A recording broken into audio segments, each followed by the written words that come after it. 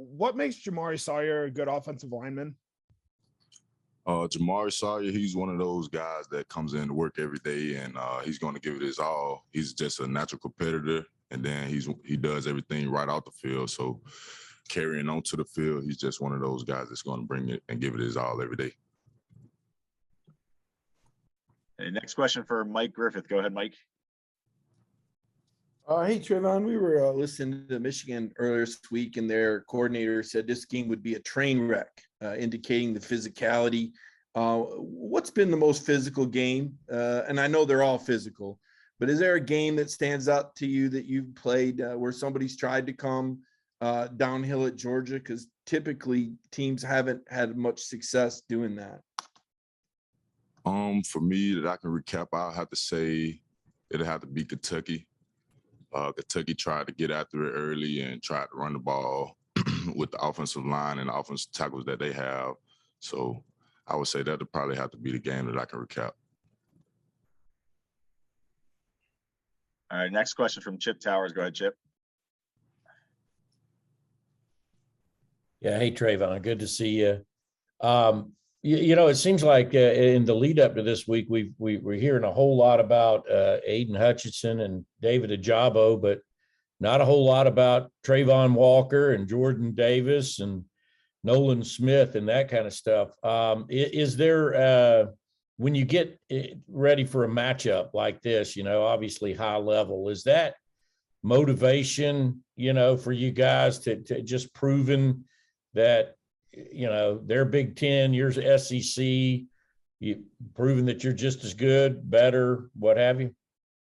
It can be motivation, and those are two great players. But just for the guys that you named, me, Jordan Davis, and Nolan, we're just natural competitors. And for the most part, the guys that you named, we've all had to go through something in life to where we had to do opposite of what other people said that or thought that we could do.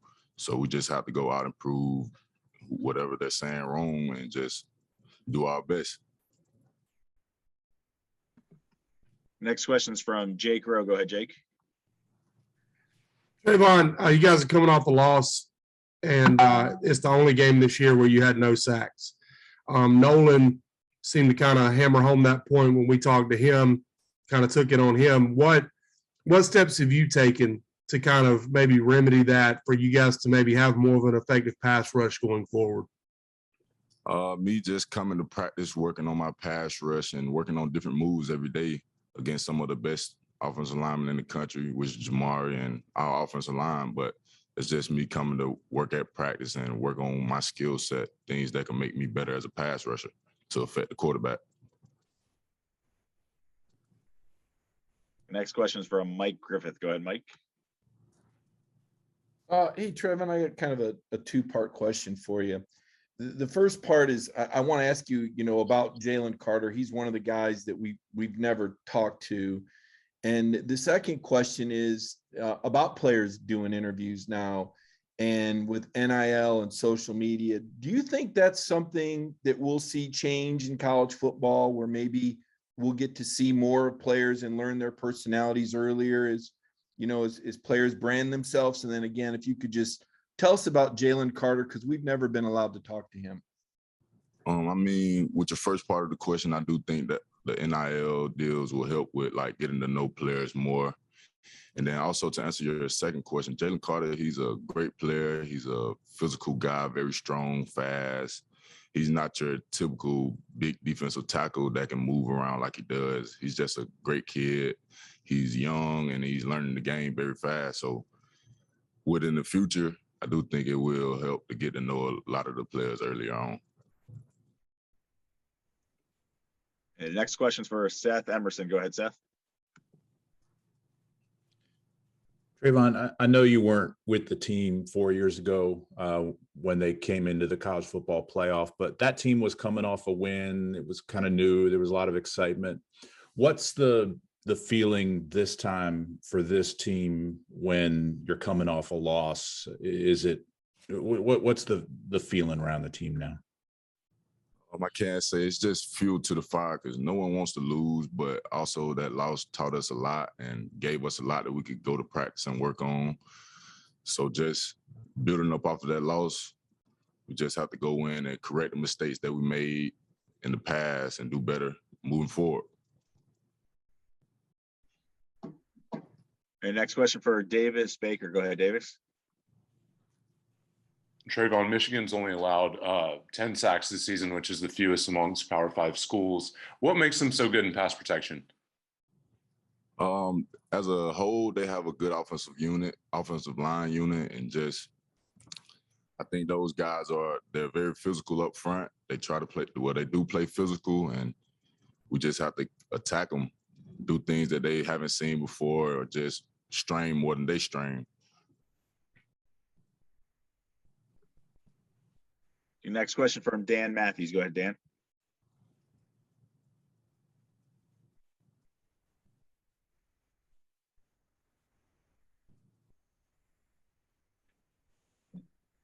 You there, Dan?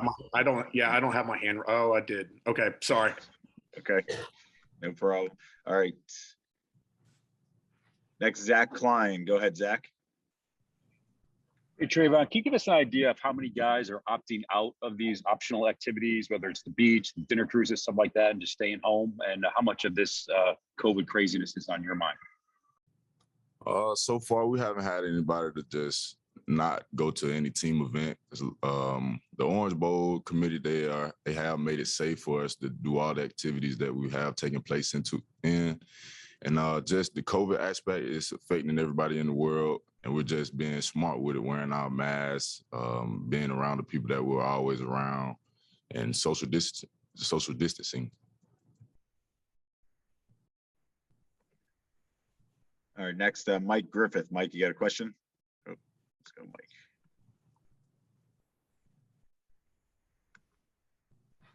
Go ahead, Mike. Yep. Thank you. Yeah, I want to follow up on the opt-out question. And I know times and things change, Travon, and you're one of these guys that appears to be on the brink of being a multimillionaire yourself.